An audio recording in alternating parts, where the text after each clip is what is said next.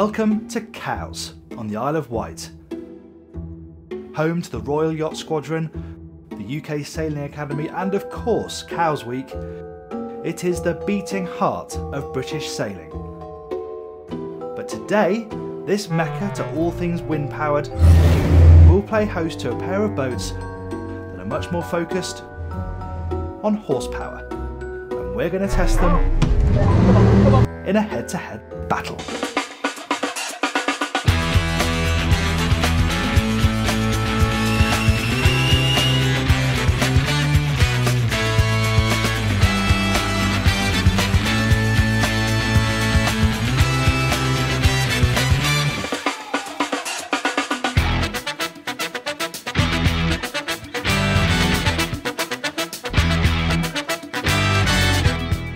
Good morning, this is the 2024 Quarken 35 and today we're delving into one of the most hotly contested sectors of the market. If you want an adventure boat like this, there is a plethora of choice and that's why we're putting the Quarken 35 against one of its closest rivals in a head-to-head showdown. I've asked Nick Burnham to turn up with a competitor boat. Let's see what he's bought, shall we? I'm Jack Haynes, welcome to YachtBuyer.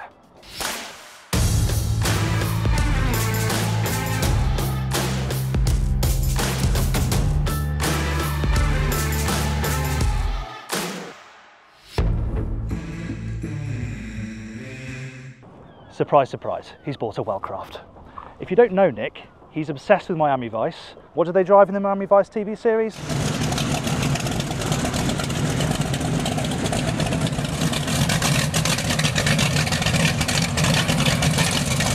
A Wellcraft. Well, Wellcrafts look very different these days. I'll be quite interested to see what he makes of this, but yeah, it's certainly a direct competitor.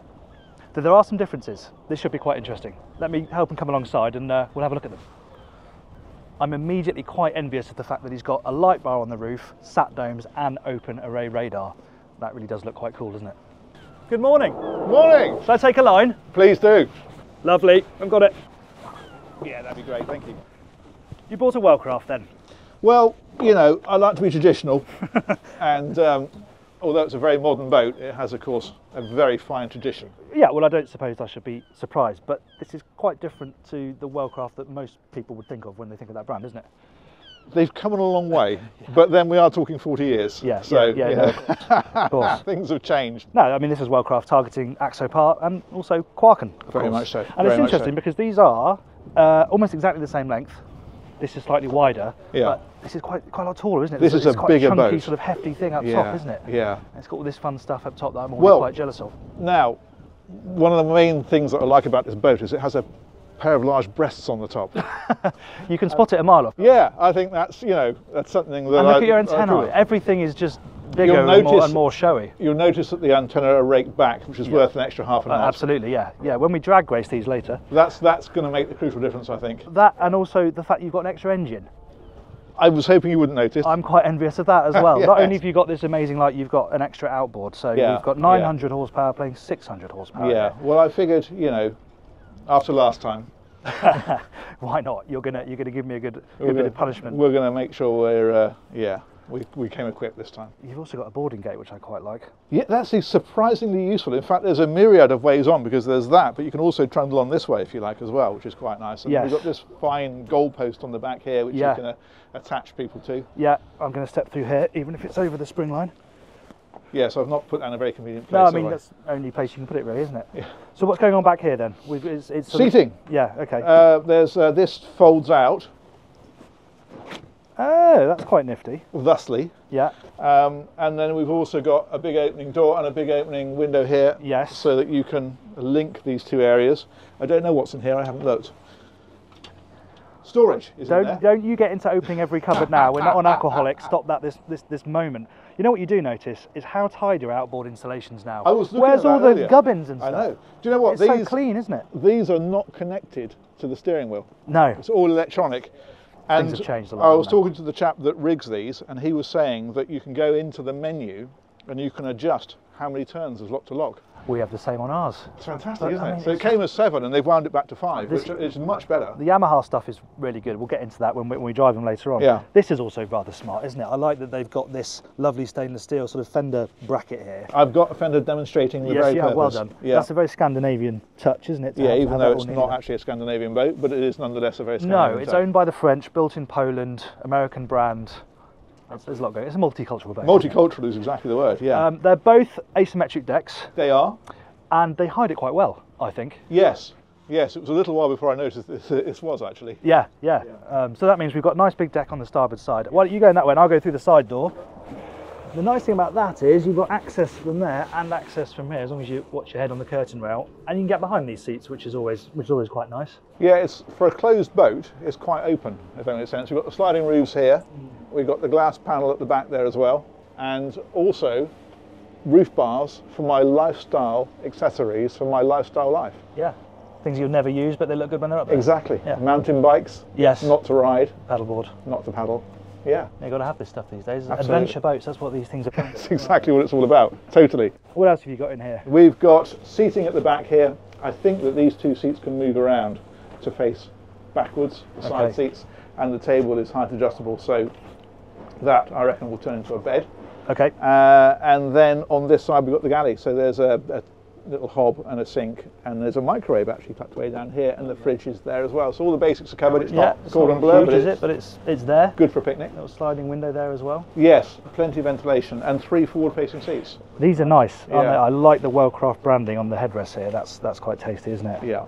Yeah, and lift bolsters as well, which I used actually because I find when it's planing I like to be able to sit on the bolster and get a bit better view forward. Okie dokie, very smart. Yeah. Shall we head up and have a look at the forward? Yes, that's quite an interesting space. Let's do that. Yeah. Watch your head. Whoa. Oh yeah. This is a nice spot, isn't it? Lovely. Yeah. I'm going to have to lie down, I'm afraid. Look at those. Oh! I think this would be a very interesting place to be when the boat's doing 40 knots. You can try that later on. Yes. Oh yeah, this is nice, isn't it? It's all right, little armrest. Very comfy, yeah. Cup holder, so I've got, let's be honest, phone there at my side at all times. Exactly right. And you can have your honeys sat on that little seat at the front. Yes. Chatting to you and admiring you. Yeah. I'm working on that. This is a nice spot, isn't it? Yeah. Space for a third. So it's the third, yeah. And it looks like you can slot a table in there as well. Yes. Yeah, and we've got speakers up here too. Very nice. I've just noticed something, and James Bark is going to kill me for stealing his thing, but we have both coincidentally gone for the flamingo sock today. We have, indeed. I think it's clearly the Miami Vice connection. It must be. And possibly the fact that we both shop at Marks and Spencer's. Much more likely to be that, I think. What have you got underneath here? There is a big double bed. Yeah. And there's also a pretty decent sized heads with a separate shower. Yeah. And I think it's really interesting that manufacturers are really tuning into what people want. And what people want actually is to be able to have a decent shower in the morning, to be able to have a decent sized bed and not be squashed in, but also to use this area up here. If you think about boats of old, this was dead space really, wasn't it? It was just a cabin top. Yeah. You know, I mean, you sometimes put some big cushions on it, but you never felt particularly comfortable. You're only on it when you're crewing, basically. Yeah, exactly. Yeah. But this, I think, has become a very usable area, and I think the way that they've laid out downstairs as well is a lot more in tune with how people use these boats. And in terms of sleeping, you've obviously got double berth down there, convertible berth in there, so you're sleeping 4 people on board this thing if you want to. Yeah. Oh, very good. Now, this isn't a euphemism, but can I show you my Quarken? I've been waiting for you to say that all day. How much is this again? As you see it, whoa! Way! That would have been a great outtake. It would have been a great outtake, yes. We won't edit that out later. Let's not. Right, shall we just carry on? Yeah, go for it. As you see it, with triple engines, it's about 330 XVAT. 330 XVAT, okay, that's interesting. This is 275 XVAT. Right. So obviously we're lacking an engine in comparison. And yes, but we will also, you'll see when we get on board whether you feel like you noticed that. Yeah. One thing I've noticed about both of them is although they've got these lovely big side doors, neither of them have got the boarding gate in the side door, which means that, okay, it's not huge, but you have to do this. And it's a bit harder actually getting off. I'm old, so I'm going to go around the back. Yeah, you go around the back, but they could both do with just the door makes life a bit easier. Yeah, doesn't it? Would it? Yeah, that would be nice. But I think the cockpit is where this boat really starts to shine, actually. The big news here, I think, is that seat there, because what it's giving you is the ability to sit and look out over the water rather than sit and look into the boat. That's true. That is an option. Right. As standard, this is all completely open. Okay. You can have a wet bar there instead with the bench. Yep. a table possibly in that formation, or this one, right, which is obviously very sociable. Yeah. And I agree with you, I like that bench. That is very sheltered, yeah, even when it's windy. Yeah, and it works nicely. You know, it's social as well, isn't it? It is sociable, and there's some clever stuff here. This table can be mounted there. It just pulls out of this slot here. Right. You can mount it over there, and you can also mount it at the bow, which is quite nifty, and you can move it off completely. Yeah. Another nifty feature is it's got this little seat here. So that is immediately, I don't think it's locked, so I need to be careful, but immediately a couple of extra perches. You've got them that side as well. That's excellent. It's a lot of seating, isn't it? What's interesting about that is that all of the, what would you call it, balconies they normally call them, don't they? They're normally at deck level. Yeah. But that's not, they've put it halfway down and made it a seat. In fairness, Axopar did that on the 45. Did and they? At first it was like, why have they done that? It's not Yeah. a balcony, but it works so well as a seat. It does. These guys who design boats, turns out they know what they're doing. Who knew? Yeah. Also, great diving platform. Great diving platform. Particularly because with the outboards, you don't have much of one on the back. Only two though. Only two. Only two, well, you know. We'll see if that makes a difference. Maybe out of the water. What else can I show you? Yeah, it's asymmetric, so much like that one. This deck is high and quite narrow. You're probably going to do everything to avoid that, and always more starboard side too, I think. But when you do, it works brilliantly. We've got the opening window, much like on the Wellcraft, though I like how this is tucked in under the overhang there. Yeah, but the reason for that is because it's not as deep. That's true. It is shallower, isn't it? Yes. Yes, that's a fair point. Grippy decking under feet. This is all storage underneath here, much the same over there, actually. Let's step inside.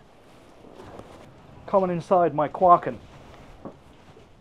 So, what have we got going on here? Well, there are similarities. This drops down and creates actually a good sized berth. This is electric as well, I think, so that drops down, and you can flip the backrest this way, so it makes a dinette that faces back that way as well, and also a berth. This boat's got glass, but you can have a canvas sunroof instead. Okay. Is that fixed then? That's fixed. Right, gotcha. So you've got to make the choice between having lots of light in here, which I think is nice, or being able to open it. So understood. I guess that's the personal preference, but there's no window on that side. Right. So with just this door, that's where your ventilation is. So got you. I don't know, but the doors are clever because this obviously is your standard side door. But this door does the same thing, so I can pull this back this way, which means that you can get in via the aft end of the wheelhouse as well, which is quite nice. If you're having a picnic as well, isn't it? Sat here. Very nice. Because you can open that up. I think that's quite smart. Slightly bigger galley, maybe. This has got a lift-up lid, and then you've got a diesel hob actually, which is quite neat. Right. So we can use that out on the water without needing to plug in. Don't need a generator. Yeah. Sink, fridge, all the usual stuff.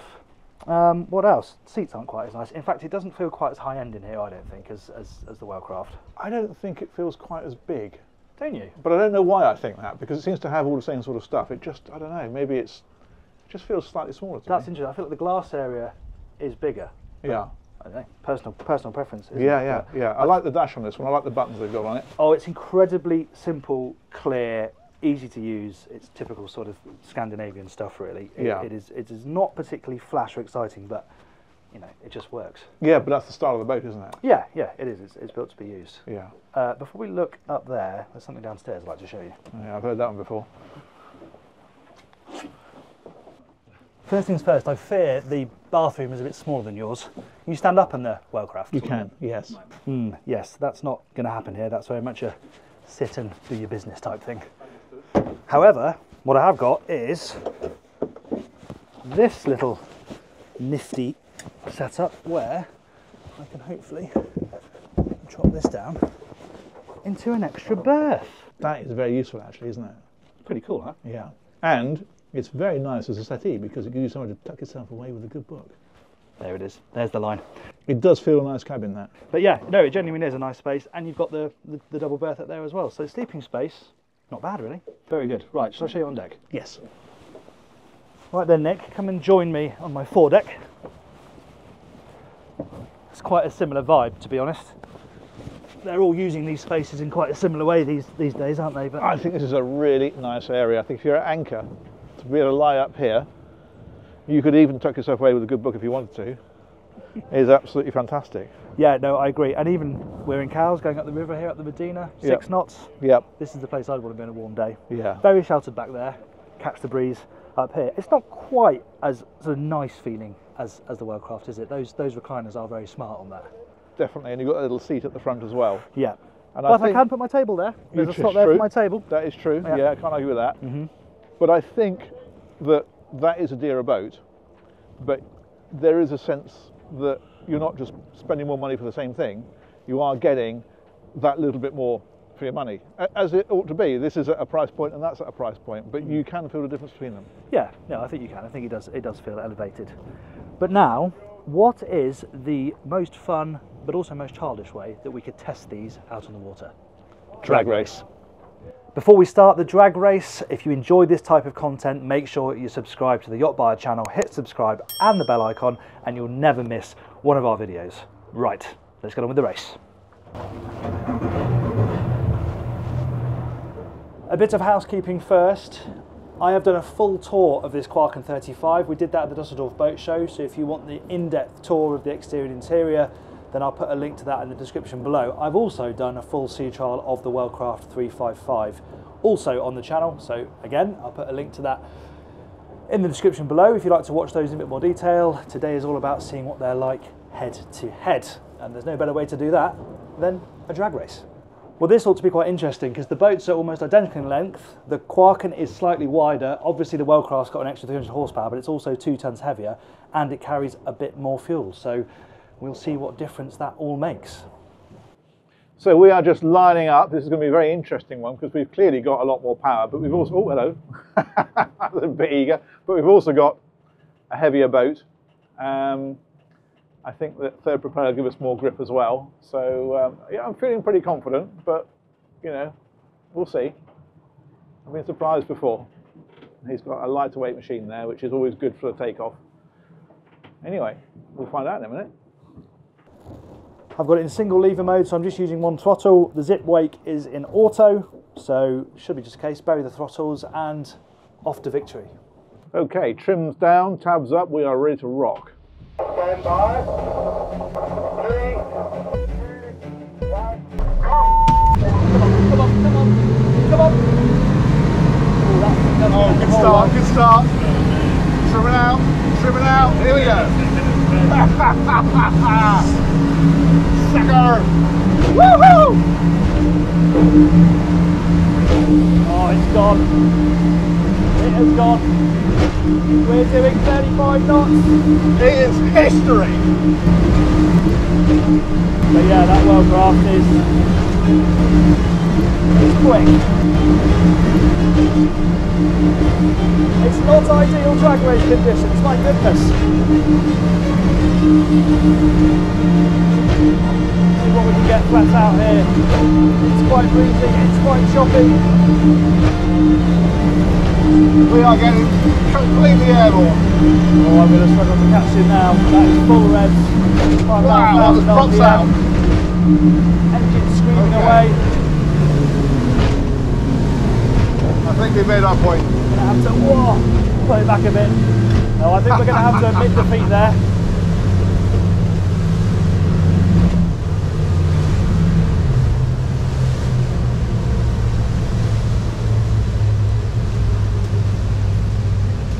Is there anything else you'd like to know?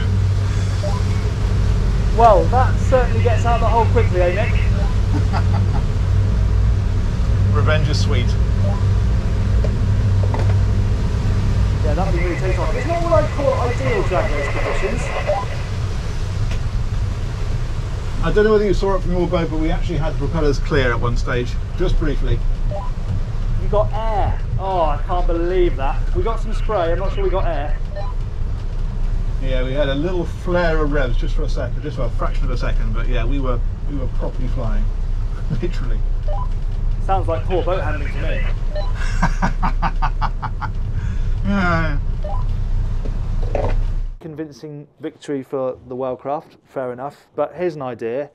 Why don't we do something a little bit more real life to see what these things are like to live with? So what I propose is we go from here, we rush over to that green mark, do 3 turns around that, head back into Cowes, we can stick the fenders out, stick the lines out, bring them alongside, and then make a cup of tea and see who does it the fastest. That way we can test the agility, what they're like to crew, and how easy they are to make a brew on, all in one go. What do you reckon?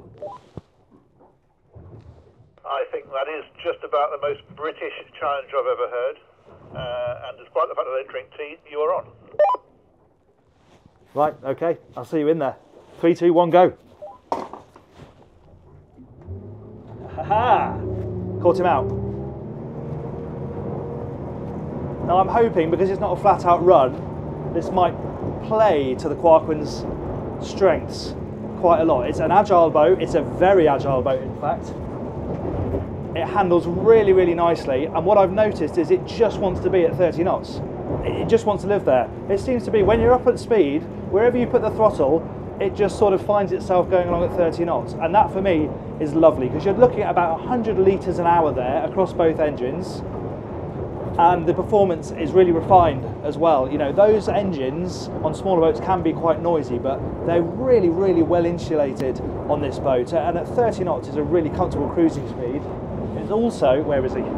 I think with 300 horsepower per engine and times 3, there is little doubt that what this boat is not lacking is performance.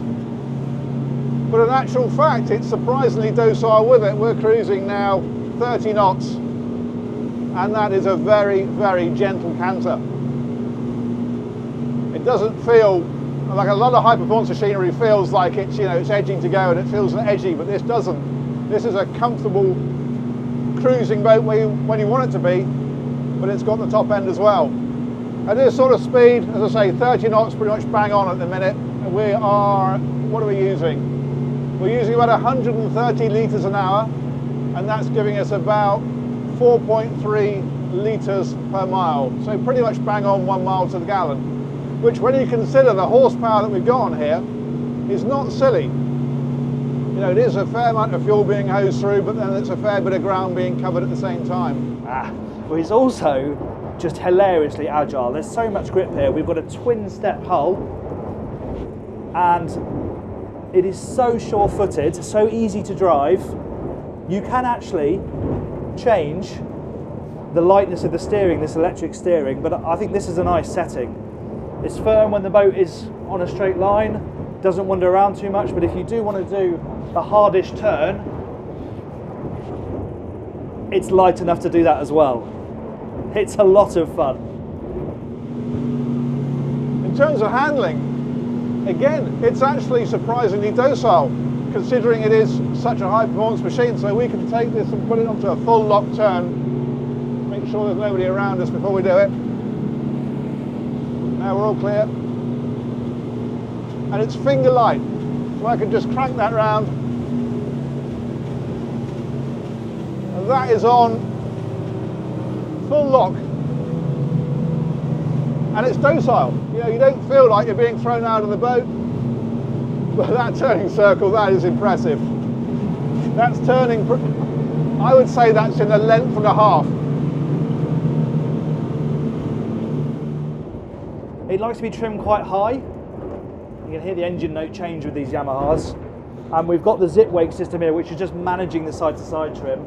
But it is really, really responsive. It's lovely. If you want to play around, it's a huge amount of fun. And if you want to just sit back and let the boat cruise, it'll do that really nicely as well. Right, we're going to go and find this mark and do our manoeuvre. Let's go. Hard turn to port. We're going to be going upwind now, so that's a good little challenge for the hull. We've been travelling downwind. It's not hugely windy today, but we're against tide, so it is kicking up a little bit of a chop. And then finally, of course, I've mentioned it's a high performance boat several times. So ultimately what it does most of all, if you really want it to, is this. Trim her out, nail those throttles, and now we are flying. That's 40 knots already. Wind the tabs up, wind the trim out, and we're nudging 45. That is seriously quick. It does feel remarkably solid, I have to say. You know, we've got a big glass house here, and you know, you've got a big door and things like that, lots of furniture. It feels really solid, and the hull really does go over the lumps and bumps nice and smoothly. We haven't really been able to open it up that much today, it's just too choppy. You're probably looking late 40s flat out, and I should mention that if speed is your thing, you can spec this with twin 350 horsepower Yamaha engines, and that one will do over 50 knots. But whatever you spec, you're going to be doing 35, 30 knots cruising, I'd say. As we're doing now, 32 knots upwind into a chop. But it's a bit like a very high performance car in that You know, you don't drive a 150 mile an hour car so that you can do 150 mile an hour everywhere. You drive a 150 mile an hour car so that when you're doing 80, it's completely relaxed. And that's the same deal here. Right now we're back down to 32.5 knots. Now this is my own personal boat, flat out. Okay, if I'm really revving the hell out of mine, this is what it does. This boat, we're running at 2/3 of its capability. And that means it'll run like this all day. And that's the difference. That's what a high performance boat like this does. It does high speed, long distance cruising. And I believe our objective is to lap this buoy that's coming up. Approaching the mark now, let's try some hard turns and see how she deals with it. I'm going to trim her down for this. Give as much grip as possible. I've no doubt we'll prove something interesting. Make sure there's nothing around us. Oh, there's some waves around. It's got a lovely tight turning circle.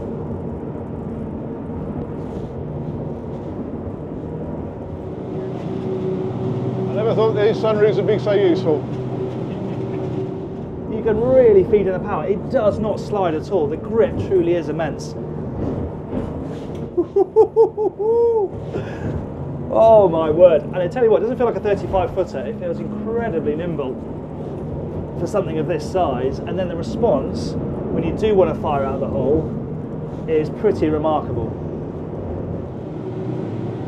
Okay, and then we're heading for cows, I believe. Right, that's the... Oh, a bit of wash. That's the... That's the agility challenge. Let's get her back into cows. And get the kettle on. The Wellcraft may have won the drag race, but this, the tea making challenge, this is where I feel the Quarken is going to come into its own. Let's find out, shall we? Okay, so what I need to do is put some fenders and lines out.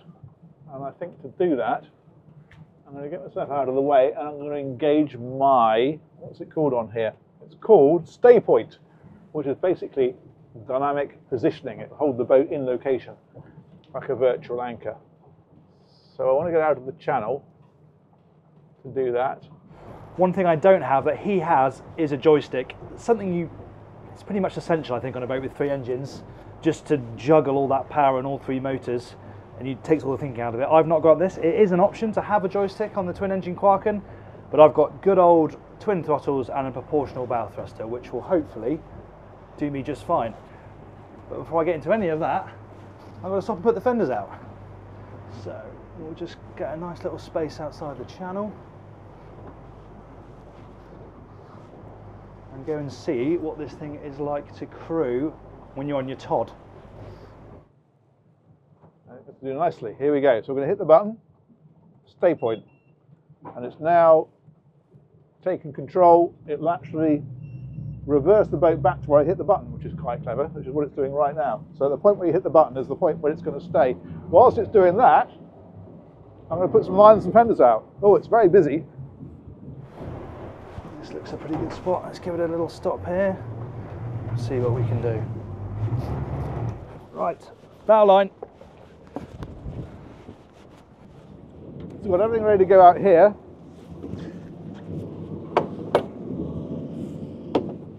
That on. This is quite spooky. It's quite windy. We're moving around a lot, but we're good. Right, there is storage all over this thing. Locker's back there, bow locker, but actually nearly all of the mooring gear fits in here, which is quite handy. So we'll start with the back of the stern line. Got one there. Okay, I've got 2 boats coming down on me here, so I better get out of the way a little bit. I'm going to have to come away from the wall. This, people, this is why you want DPS. Because if I had DPS, or alike, I could just push the button and the boat would stay where I left it. Okay, I'm going to get a fender on up here. We are port side 2, which is a slight pain, because that's the narrow side.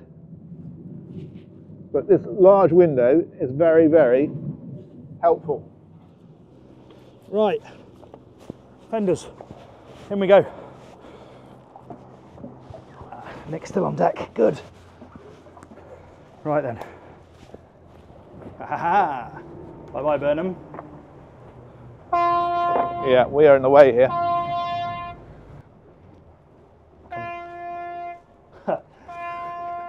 That's the sound of a red jet telling a Wellcraft to get out of the channel.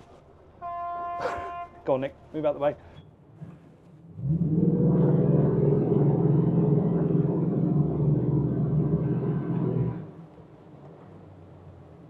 Bless him. It takes him a little longer to move around these days. That's one blast, that's turning to starboard, so he's going that way. We are going to go back with our stay point, get one more fender on and we're good to go. And that bow thruster involved. Good. Wind's blowing us on. Okay. Take the edge off a touch.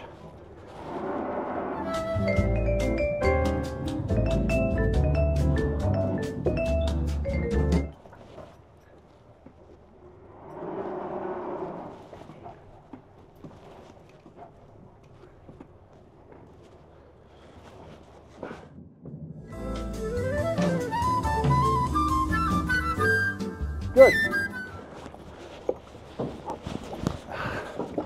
Oh, yes, yes, yes, yes. Let's go and park this thing. Still faffing around out there. Well, this is frankly looking a little too easy at the moment. I think I can slow the pace down a little bit. Okay, so to add to our woes, we've got the wind blowing straight off the berth, which means as soon as we get in alongside, it'll take us sideways, and actually getting in alongside is a slight challenge. But as Nick comes in, let's get the tea prep going. So we have the kettle. So we are going to engage the joystick and see if we can power it sideways into the wind, which I've not tried doing yet. Water. So that could be interesting. This is something he can't do, you see. We've got this diesel hob. We've got bow thruster as well. We've got to make sure that's on, of course. That would definitely help. Nick doesn't, so I believe he will have to plug in. My camping kettle. In case it needs a bit of help. We don't need much water, we want this to happen quickly. Put that there. Let's get it spinning the right way. Now I'll tell you what, because I'm a nice guy and he's on there on his own, I'm actually going to go and take a line for him. I still think we're going to win by miles, so I will stop there. I'll get my, where's my milk? Oh, wow, we've been bashing around all day and that milk has stayed in there. That's remarkable. Milk's ready. Me. Yes, tea bag, teaspoon, lovely. Right, we're good to go. Let me help him get in. Right, let's try this joystick then. So hit the joystick button, push the whole thing sideways. Here we go.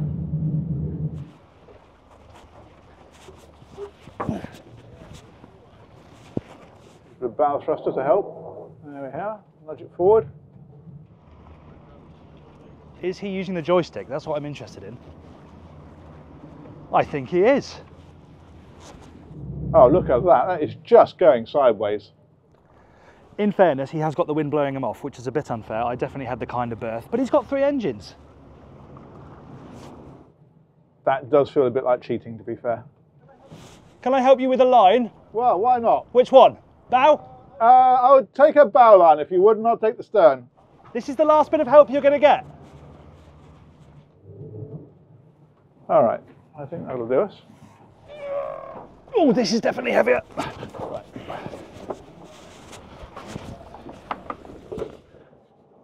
We've got enough room at the front there. Yes, we've got room at the front, yeah. Right.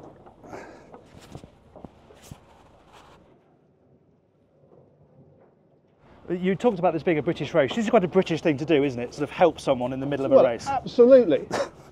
We're gentlemen at the end of the day. But I mean it, Jack. that's it now. Gentlemen. That's it. Well, you're very kind. I thought you were going to get mown down by the red jet for a moment. I'm glad you're in here, to be It was honest. a little bit exciting. We Right. thought he was on the pontoon further down, but it turns out he wasn't. He was on the next one up. Right, tea time. Oh, right, yes. Righto. Now, Water's on, bit more water. Good. So we need shore power because we sit and wait. We wait for the whistle.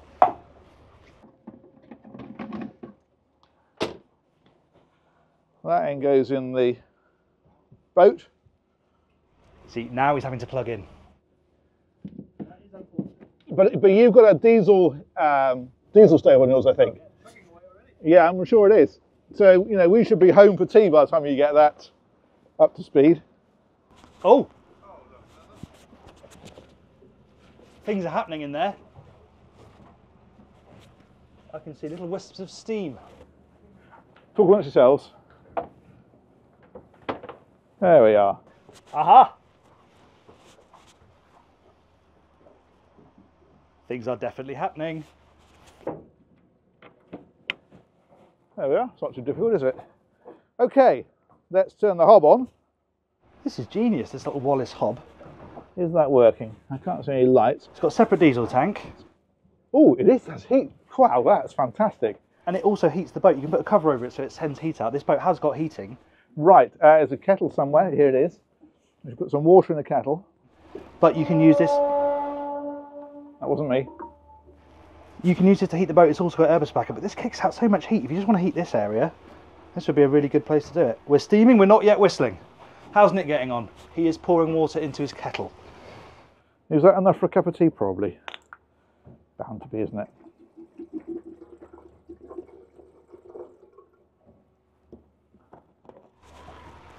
Come on, Quarken. Ah, aha. Come on. Come on, come on. Put that in a cup holder. Put the lid back on. Pop it on the stove. Now we need a cup. Jesus. Is that enough of a whistle? I don't think I've ever used a whistling kettle before. How much does it whistle? Teacup. Well, you know, mug. Hey! Let's put that back. Nick, my kettle's whistling. Right, turn this off before I overheat. Tea bags are here, ready to go in the racing position. Let me know in the comments how you make your cups of tea. I'm about to show you the only way you're supposed to do it. The most important thing is water first. Anybody who puts their milk in first is an absolute scoundrel. Right. Boiling water, in she goes. Now ideally that should be a 2-minute brew. We haven't got time for that today. I'm going to give it 30 seconds. My God, that hob is hot.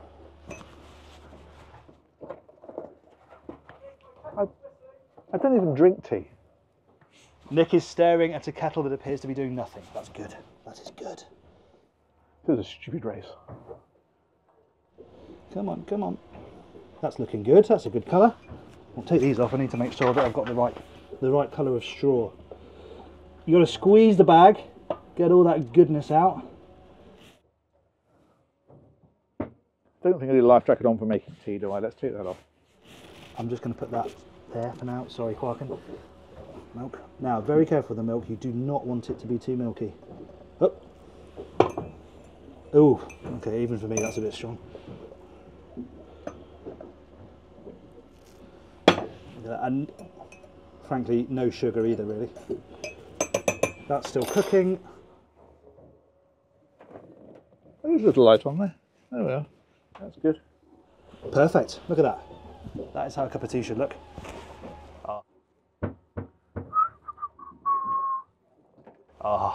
Right, I should go and enjoy it. I think it's going to have to be in the sun. Or maybe on the bow so I can walk past him. Nick? Hello. I'm just going up to the bow to enjoy my cup of tea. Well, I think that's a very good idea. Talk amongst yourself. We'll be amongst you shortly. How's it going over there? Slowly. And that, my friends, is the sweet taste of tea and also the sweet taste of victory. I think if you can call making a cup of tea faster on one boat than another, then I think you're welcome to that victory. I'll take the drag race. I do call it a victory, a very important victory.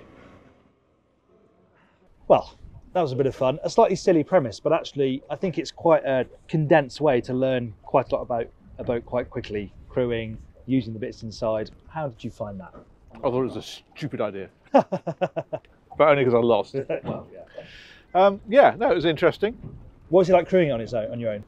The big bonus for that boat, and it's not the boat itself, obviously, it's the engines and so forth, but the stay point or something, I think it's called. You hit that bad boy, and there you sit. And it's quite spooky because you're on the back of the boat dealing with ropes, and the engine's going, vroom, vroom. It's like somebody else is driving it. Yeah, that's something I really felt I needed, actually, because in this breeze, even though you're not going very far, you're quickly moving, so that does make a big difference. You know, they're easy boats to move around on, aren't they? Yeah. Should we quickly run through then our likes and dislikes of each boat? Let's start with the Wellcraft. You spent the most time on it. Yep. Why didn't you hit me with what you liked and what maybe you think could be improved? I liked the driving position. I felt very in control the whole day. I liked the way the boat drove. Seakeeping is fantastic. The highlight of the day was getting the props completely clear of the water at 45 knots. I think we came off of a swell, but also the ferry had gone across, so we had the ferry wash as well. Double bubble. Yeah, and I think that gave us a proper takeoff ramp, and we had the revs flared on all three engines as we got airborne, and the props cleared the water and then landed again. And actually, I think the way that the boat handles the power was most impressive. It never felt overwhelmed, and it always felt quite easy to control. You didn't ever sense that you were sort of fighting a beast as such, even though it's a 45-knot boat. It's just a very, very capable machine, and that's partly down to the size of it. It's a 35-foot boat. It's not like a little speedboat. But yeah, it was a confidence-inspiring thing to drive, for sure. It certainly looks incredibly solid going through the water. Yeah. And moving on to this, I mean, this is incredibly capable all-rounder, perfect for the UK, Northern Europe. I'd say that today it was not ideal out there. It really kicked up, and it's not conditions you choose to be in, but it handled it really well. And okay, performance-wise, couldn't quite keep up with the Wellcraft. That's sort of to be expected. You can have this with 350s, so that would maybe make things a bit closer. I think you can see, you know, why this costs a bit less than that. I think that does, when you live with it a bit, you can see where they're saving money here and there. But yep. It's incredibly capable around boat. I think it's impressive the design of the deck on this thing. It does feel spacious and usable. And you can sleep at, you know, a good number of people on board as well. So yeah, it's a very capable all-round machine, I felt. Well, it's Finnish, so they do build a good boat, and they always have. You know, everything that comes out of Finland just works, doesn't it? You know, they're boaty people. Yeah, they are. They build boats to be used, and that shows in how they design boats like this. Well, I think that's been really interesting. I hope you guys agree. It's rare that we get this chance to compare competing models literally side by side, have a bit of fun with them, but hopefully it's been useful to see where they differ, how, you know, one boat is better than the other in certain places. But yeah, let us know what you thought, and if you think we should compete any other models, let us know about that as well. And of course, which one you choose. Get in the comments and tell us which one you have. Would you have the Wellcraft or would you have the Quarken? Nick, thank you very much for helping us out with this video today. Really, really appreciate it. If you aren't subscribed to Aquaholic, and let's be honest, who isn't? But if you aren't, go and subscribe now. And yeah, hopefully we'll do another one of these again. Thanks very much for watching. I'm Jack Haynes. This is YachtBuyer.